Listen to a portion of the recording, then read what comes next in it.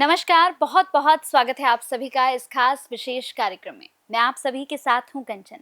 आज का कार्यक्रम बहुत ही ज़्यादा विशेष होने जा रहा है क्योंकि आज अपने कार्यक्रम में दर्शकों हम बात करेंगे नवरात्रों को लेकर, शारदीय नवरात्रों को लेकर। कहते हैं कि एक साल के अंदर ये जो नवरात्रे होते हैं ना, ये सबसे ज़्यादा महत्वपूर्ण होते हैं और इन नवरात्रों में आप माँ का आशीर्वाद पा सकते हैं। आपकी जो भी मनोकामनाएं हैं, आपके दिल में जो कुछ भी है, बस माता रानी से मांग लीजिए क्योंकि इन 9 दिनों में अगर आपने श्रद्धा से, भाव से माता रानी की पूजा अर्चना की या फिर अपने भाव माता रानी को दिखा दिए ना, तो माता रानी आपकी सभी मनोकामना पूर्ण करती है। तो आज भी इस खास कार्यक्रम में हम बहुत सारे सवालों पर बात करने वाले हैं। हम बात करेंगे ये नवरात्रे आपको क्या कुछ देकर जा रहे हैं, माता रानी आपको कैसे आशीर्वाद देंगी और कैसे आप माता रानी को प्रसन्न कर सकते हैं। तो चलिए इस कार्यक्रम को शुरू करते हैं। मेरे साथ जो खास मेहमान है, आज उन्हीं से सवालों के हम जवाब लेंगे। मेरे साथ जानी मानी एस्ट्रोलॉजर जीतू जी हैं। बहुत बहुत स्वागत है मैम आपका। कैसी हैं आप? बिल्कुल अच्छी हूँ, धन्यवाद और जय माता दी। जय माता दी। तो अब हम यहाँ पर आपसे बहुत इंपॉर्टेंट चीज पूछने जा रहे हैं मैम, क्योंकि ये 9 दिन जो हैं, अब जितने भी दर्शक इस कार्यक्रम को देख रहे हैं, अब वो यही सोच रहे होंगे कि बस अब आप ये और बता दें कि इन 9 दिनों में हमें माता रानी को कैसे प्रसन्न करना है, क्या उन्हें भोग लगाना है और हम ऐसा क्या माँ से मांगे कि माँ अपना आशीर्वाद हमें दे दे। तो अब हमें स्कंद माता को प्रसन्न करने के लिए क्या करना है? सबसे पहले तो देखिए, स्कंद माता माता कार्तिकेय की माता है। दूसरा, करुणा का भाव है इनके अंदर। माँ का ये वो स्वरूप है कि हर बच्चे को एक सुकून की जिंदगी दे देता है। तो यहाँ पर इस माता रानी का ये स्वरूप है। हमारे जीवन के अंदर की जितने भी हम कहीं ना कहीं अकेलापन फील करते हैं, जो हम लोनली फील करते हैं, ऐसे कई बार फील करते हैं कि हमारे आसपास कोई नहीं है, हमारा अपना कोई नहीं है, हमें कोई अपना समझता ही नहीं है, हम अकेले पड़ चुके हैं। ये माता रानी का स्वरूप आपके अंदर वो मनोबल देता है, वो शक्ति देता है कि आपके इर्द गिर्द बहुत सारी शक्तियां हैं। क्योंकि कई बार हमारे दिलो दिमाग के अंदर एक ऐसी नकारात्मकता होती है, जो हमारे अपने भी होते हैं, वो भी हमें कई बार अपने नहीं लगते। क्योंकि नेगेटिविटी एक वो विजन क्रिएट ही नहीं करने देती जिससे हम ये देख पाए कि अच्छा और आपका अपना और आपका हितकारी है कौन। ये भाव आपके जीवन के अंदर की इस समस्या को दूर करता है। सबसे पहले आप अकेलापन जो है उससे दूर होते हैं। दूसरा, ये मोक्ष की देवी भी कहा जाता है और ये आपके घर के अंदर धन संपदा सुख समृद्धि देने वाली देवी कही जाती है। और सुख और समृद्धि ये सब आता है आपके धैर्य से। जब आपके जीवन के अंदर धैर्य होता है ना, आपके अंदर चाहे कितनी भी चीजें हो, धैर्य नहीं हो तो हमें उसका सुकून नहीं ले पाते, उसका आनंद ही नहीं ले पाते हैं।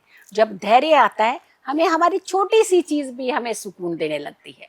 तो इसीलिए कहते हैं कि माता रानी का ये स्वरूप हमें धैर्य भी देता है, हमें लोनली से दूर करता है, अकेलेपन से दूर करता है और हमारे ग्रहों को भी शांत करता है। हरा रंग माता रानी को बहुत प्रिय है और बुध ग्रह की कंट्रोलिंग जो है वो माता रानी के पास ही है। बुध क्या है? हमारी बुद्धि। जब सही जगह चलती है तो हमारे लिए हर चीज सही दिखती है हमें। जब हम नेगेटिव होते हैं तो हर चीज को नेगेटिव करते हैं। हम अकेले हैं, ये कौन सोचता है? हमारा दिमाग ही तो सोचता है नहीं, लेकिन कहीं ना कहीं ये नेगेटिव दिमाग हमारा सोचता है। बुध एक ऐसा प्लेनेट है जो आपकी बुद्धि को भी कंट्रोल करता है, जो आपकी वाणी को भी कंट्रोल करता है। यहाँ सिग्नल लिया और यहाँ से बोल दिया मैं अकेला हूँ, क्योंकि आपने दोनों चीजों में ये ध्यान ही नहीं दिया कि हम अकेले नहीं हैं। हमारे पास बहुत सारी एनर्जीज हैं, बहुत शक्ति हैं, हमारे खुद के अंदर इतने चक्रास हैं जो हमारे जीवन को कंट्रोल करते हैं। तो यहाँ पर आपने सबसे पहले एक तो ऐसी माताएं जो कहीं ना कहीं संतान सुख से वंचित हैं, जिन्हें संतान सुख नहीं प्राप्त हुआ, उन्हें मां स्कंद माता की पूजा जरूर करनी चाहिए। और खास करके जब हम बुध की बात कर रहे हैं तो 2 राशियां बड़ी इंपॉर्टेंट राशि है। एक पराक्रम की राशि और दूसरा हमारा छठे भाव की राशि, जो हम कहते हैं सर्विस की राशि कहा जाता है, नौकरी। तो ये 2 भावों को भी रिप्रेजेंट करता है हमारा बुध। और बुध की कंट्रोलिंग अगर ये होती है कि हम मेहनत करें तो हमें फल मिल जाए, वो भी देती हैं ये माता रानी।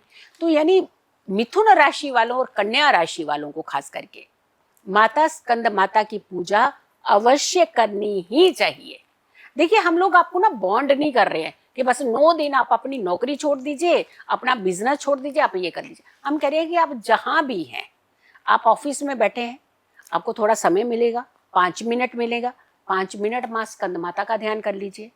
या देवी सर्वभूतेषु माँ स्कंद रूपेण संस्थिता नमस्तस्यै नमस्तस्यै नमस्तस्यै नमो नमः। यही सुन लीजिए, बोलिए माता। हम कह रहे हैं कि नहीं बोल, कंठस्थ नहीं होता है तो हमें किसी भी मंत्र को नहीं बोलना चाहिए, लेकिन सुन तो सकते हैं। आपके पास 24 घंटे मोबाइल रहते हैं आजकल, मोबाइल पे लगा लीजिए, ध्वनि सुन लीजिए। एनर्जी पाने के बहुत रास्ते हैं। जिस व्यक्ति को काम करना होता है उसे कोई बहाना नहीं आता नजर, जिसे नहीं करना होता है उसके पास एक बहानों की लिस्ट होती है। तो यहाँ माता रानी के आगे बहाना करना ही नहीं ना हमने, क्योंकि हमें बहुत कुछ पाना है, हम पाना चाहते हैं। हमारे जीवन के अंदर कुछ जरूरतें हैं और हर व्यक्ति के जीवन के अंदर है, तो जरूरतों को पूरा करने का जो रास्ता है वो यहीं से जाता है। भोग लगाना चाहिए केले का भोग, माता रानी को केले का भोग लगाना, और खास करके वो केले का भोग लगाने के बाद जो केले बचते हैं वो हमेशा उस दंपति को जरूर खाने चाहिए, उस पति पत्नी को जरूर खाने चाहिए जो संतान सुख से वंचित है। 9वां अध्याय दुर्गा सप्तशती का और 10वां अध्याय, 9वां एंड 10वां, ये 2 अध्याय का पाठ आपको करना ही करना चाहिए। और मिथुन राशि और कन्या राशि वालों को तो स्पेशली करना चाहिए। 4 भुजाएं हैं ना जो माता रानी की, बहुत अच्छे संकेत दे रही हैं। 4 भुजाओं में जो अस्त्र शस्त्र है ना, वो हमारे जीवन के अंदर एक संतुलित भाव देने वाले हैं। सबसे पहले तो वरद मुद्रा है, 2 हाथों में इनके कमल हैं, यानी हमारा सुकून, हमारा सौम्यपन, हमारे भाव, हमारी एनर्जी, हर कुछ कंट्रोल होती है जब हम बुद्धि से और वाणी से कंट्रोलिंग के अंदर रहते हैं। तो ये हमेशा ध्यान रखिएगा। बहुत सारे लोग हैं जो चाहते हैं कि हम बुद्ध का रत्न पहने, पन्ना रत्न पहनने चाहते हैं। बिल्कुल इस समय आप पहन सकते हैं। माँ स्कंद माता की पूजा के दिन आप पन्ना रत्न, कहते हैं कि माँ को स्पर्श करके ही अगर आप पन्ना रत्न पहन लेते हैं तो वो बहुत अच्छा एनर्जाइज हो जाता है। और दूसरा, अगर हम औषधि की बात करते हैं तो अलसी कहते हैं इन्हें चढ़ानी चाहिए, और अलसी को चढ़ाने के बाद अपने घर में रख लेनी चाहिए। आपने देखा होगा जैसे मौसम बदलता है तो बहुत सारे लोग हैं अलसी की पिन्नियां खाते हैं या कोई चीजें किसी भी फॉर्म में उसे खाते हैं, और कहते हैं कि अगर ये माता रानी को चढ़ी हुई अलसी से आप अपने घर के अंदर कुछ भी मिष्ठान बनाते हैं और सर्दियों में कुछ मात्रा में इसका सेवन करते हैं, और जो कफ की प्रॉब्लम खास करके जिन लोगों को ज्यादा होती है, बहुत ज्यादा परेशान करती है, कफ और पित्त और वात, ये तीनों चीजों को कंट्रोल करता है। तो हमें देखिए, हमें बहुत सारे रास्ते मिल रहे हैं माता रानी की भक्ति से। हम सिर्फ ये नहीं चाहते कि सिर्फ धन ही हमारे पास आ जाए, धन तो वो दे ही रही है। नव दुर्गा अगर आपके घर के अंदर आशीर्वाद ही देने आ गई तो आपके घर में धन आ गया, सुखों का धन आ गया, सुकून का धन आ गया, पैसा भी आ गया। क्या सिर्फ पैसा हमारी जिंदगी के अंदर हमें सुकून दे सकता है? नहीं ना।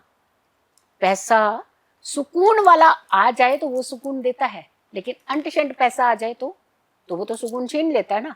तो माता रानी धन भी देंगी, माता रानी धन सुख भी देंगी, माता रानी धैर्य भी देंगी, शक्ति भी देंगी, भक्ति भी देंगी, सब कुछ मिल जाएगा आपको। बस आपके अंदर कहीं ना कहीं एक अच्छे भाव की जो है वो जरूरत है।